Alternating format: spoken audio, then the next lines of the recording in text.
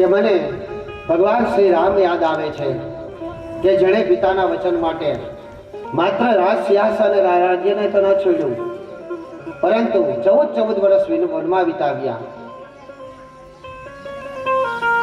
જ્યારે અયોધ્યા નગરીના રાજા દશરથ હતા, અયોધ્યા નગરીની અંદર દશરથ રાજ કરતા હતા. મહાશૂરવીર, યશસ્વી, તેજસ્વી, પ્રતાપી એવા દશરથ રાજાને ઘરે 4 પુત્ર હતા: રામ, લક્ષ્મણ, ભરત અને શત્રુઘ્ન.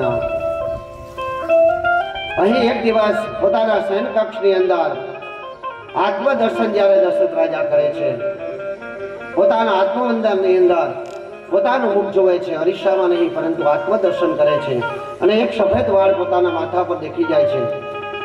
ત્યારે વિચાર કરે છે કે હવે મારે આ સર્વત્ર છોડી દેવું જોઈએ, આ માયામાંથી મુક્ત થઈ જવું જોઈએ, રાજ સિંહાસન મારે મારા પુત્રને સુપ્રીત કરવું જોઈએ.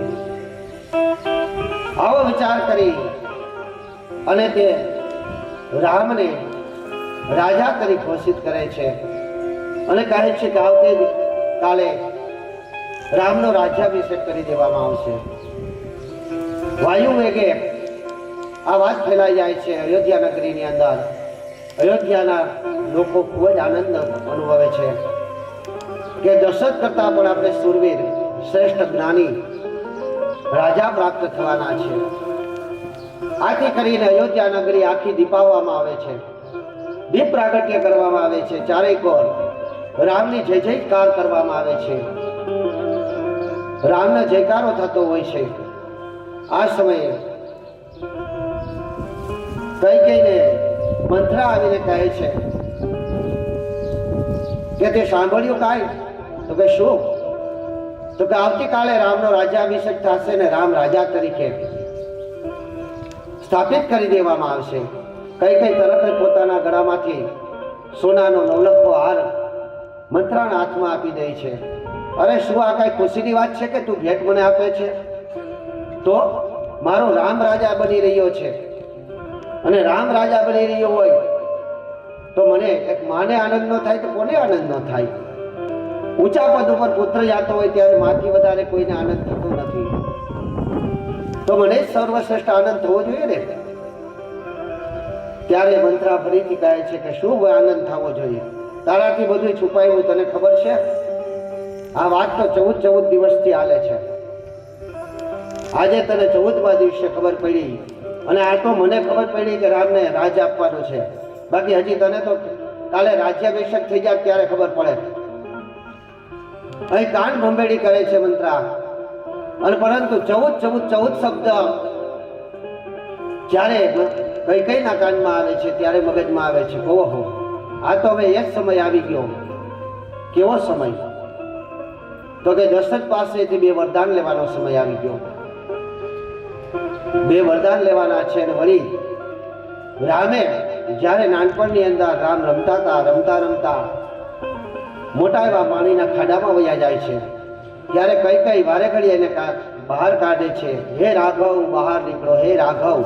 રાઘવ નામ કૈકેયીએ રામને આપ્યું હતું. બેટા શરદી થઈ જશે, તાવ આવી જશે, અનેક વાતો કરે છે, પરંતુ રાઘવ બહાર નથી આવતા. ત્યારે રાઘવ કહે છે કે હું બહાર આવું, પરંતુ જો મને વચન આપો તો, નહીતર હું બહાર નહીં આવું, પરંતુ હજી અંદર ને અંદર ઉતરતો જાય. અહીં રાઘવથી કઈક બીમાર પડી જશે એવી બીકથી લઈ અને કૈકેયી વચન આપે છે કે ભલે બોલ બેટા, શું જોઈએ છે? એને શું હોય?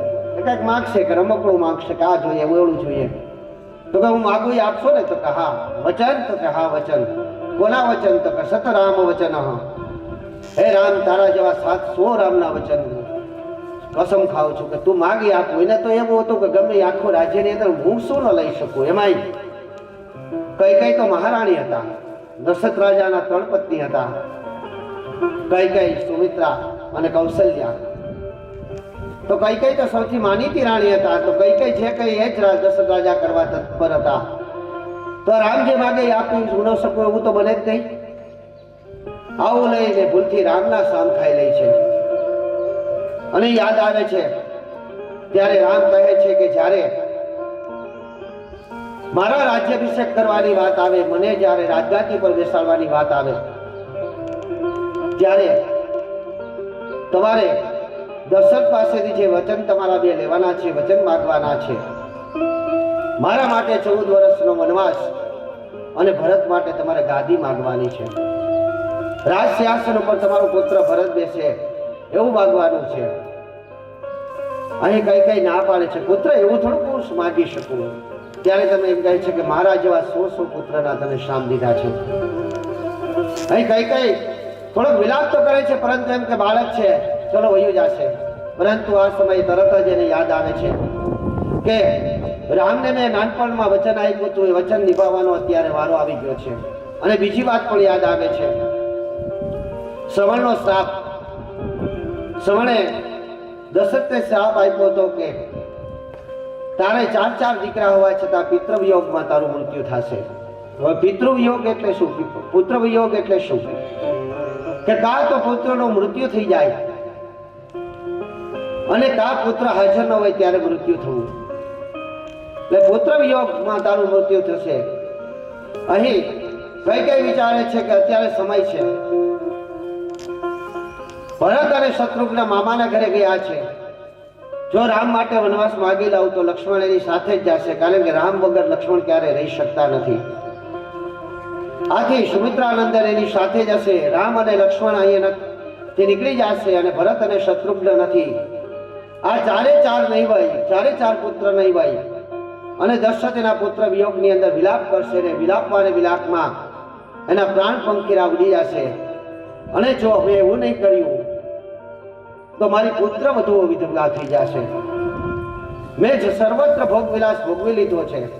4 પુત્રોની માતા તરીકે, રાજમાતા તરીકે, મહારાણી તરીકે મેં સ્થાન પ્રાપ્ત કરી લીધું છે.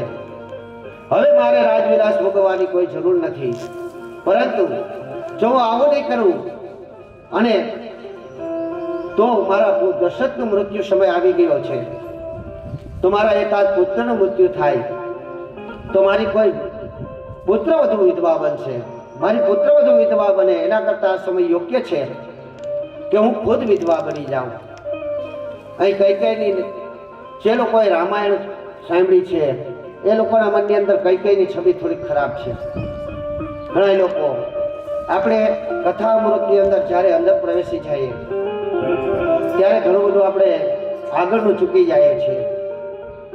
ને મેં તમને કીધું એમ કે ઘણા બધા રહસ્યો દેવી ભાગવતની અંદર ખોલવામાં આવ્યા છે. કઈ કઈની છબી પણ ખરાબ છે, મંત્રાની છબી પણ ખરાબ છે. પરંતુ તમને આ નથી લાગતું કે આ બધી તો રામની જ રમત હતી?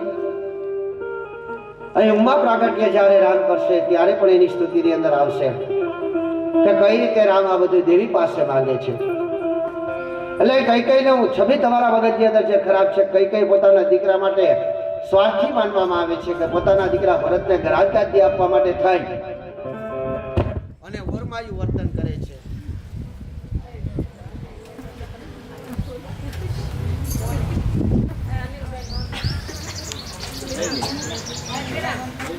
હાલો.